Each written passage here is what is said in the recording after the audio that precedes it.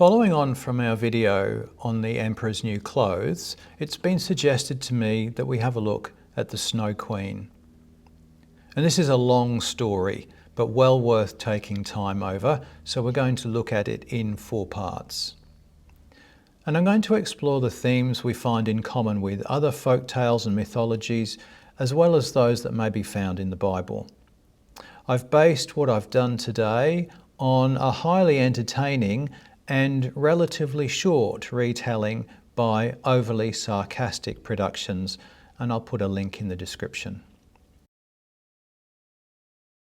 The story begins with a magic mirror that shows everything reflected in it in a distorted way, exaggerating all the bad aspects and minimizing the good. This mirror belonged to a demon, or sometimes a troll, who ran a school where the students would look into the mirror and then congratulate themselves for finding flaws in everything they saw.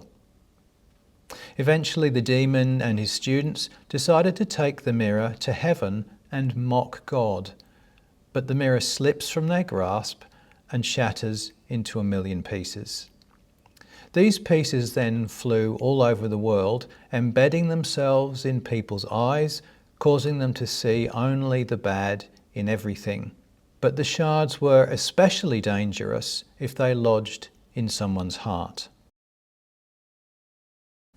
The magic mirror in the Snow Queen stands in stark contrast to other enchanted mirrors found in folklore. Consider the mirror in Snow White, created for vanity perhaps, but ultimately it is truthful. It answers the evil queen's questions honestly, even when those answers lead her to jealousy and ultimately her own downfall.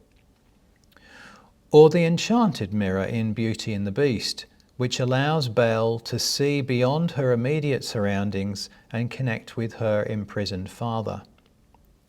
These mirrors, unlike the demon's creation, offer glimpses of truth, however painful they may be. In contrast, this mirror promotes a way of looking at the world which is intentionally negative. Mirrors are not inherently good or evil. Their primary purpose is not to look outward, but to look at oneself. So in this tale, the mirror reflects what psychology calls projection. Our propensity to see out in the world and in people around us the qualities we cannot acknowledge about ourselves. If we were able to recognize what is truly going on here, we could use the mirror as a means of self-reflection, leading to change and growth. But that is not what's going on. Like the demons in the story, we typically congratulate ourselves on all the evils we see out in the world and in others. And in so doing, we cover over our own faults and destructive tendencies.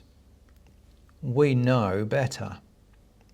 We can do everything better than all the other incompetents who surround us.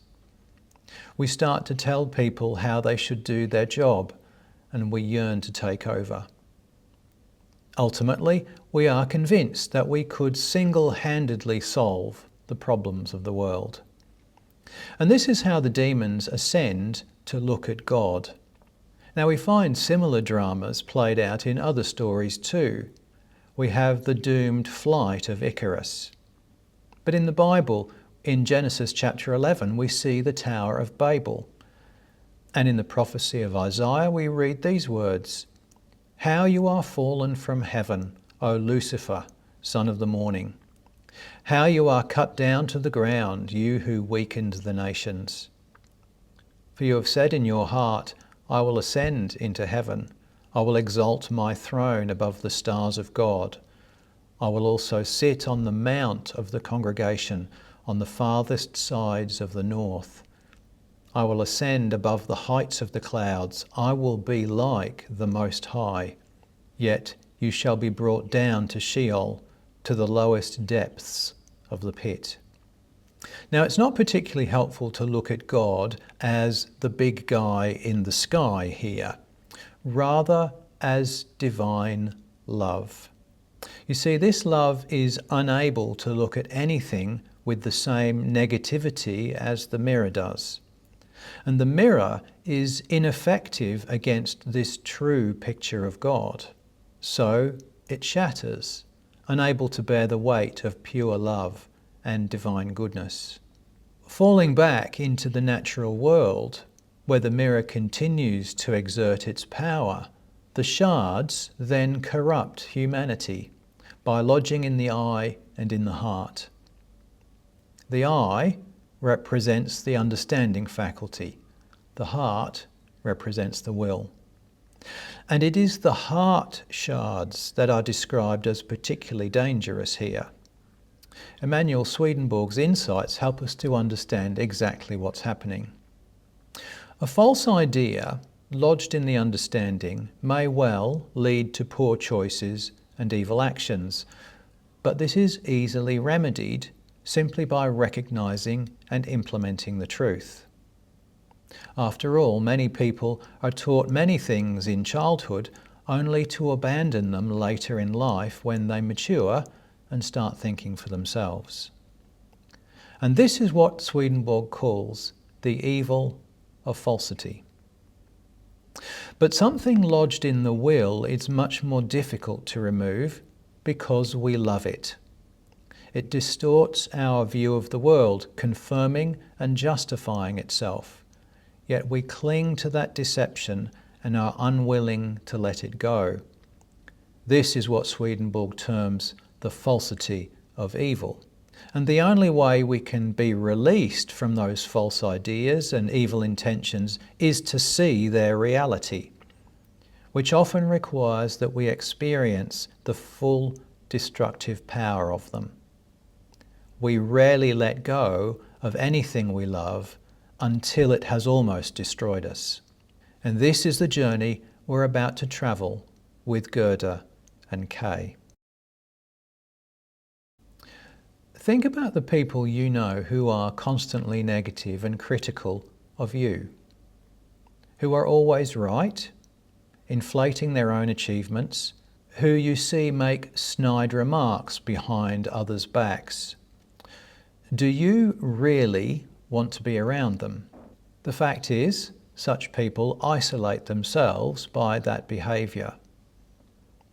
And the reality of the mirror is that if you travel through life always criticising others, seeing what is bad about them, and dismissing any attempts they may make to do what is right and good, you will never be happy. You can only burn so many bridges before you become lonely and bitter. Jesus said, "And why do you look at the speck in your brother's eye, but do not consider the plank in your own eye? Or how can you say to your brother, 'Let me remove the speck from your eye,' and look, a plank is in your own eye? Hypocrite!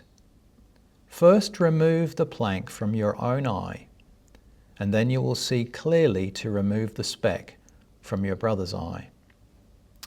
Emanuel Swedenborg wrote, "Where love for others does not exist, self-love is present, and consequently hatred towards all who do not show favour to self.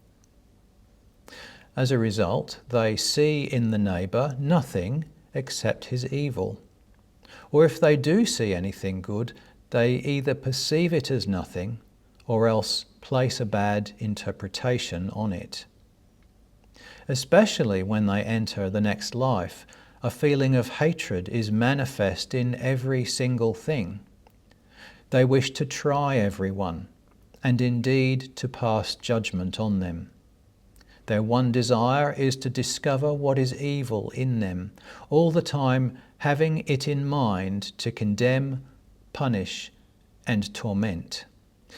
But those who have love for others hardly notice the evil in another person, but instead notice all the goods and truths that are his. And on his evils and falsities they place a good interpretation. Of such a nature are all angels. it being something they have from the Lord, who bends everything evil into good. So when you look at the world, or at others, do you realize that what you see is in fact a reflected image of yourself? Consider honestly, what do you see? And what does it tell you about yourself?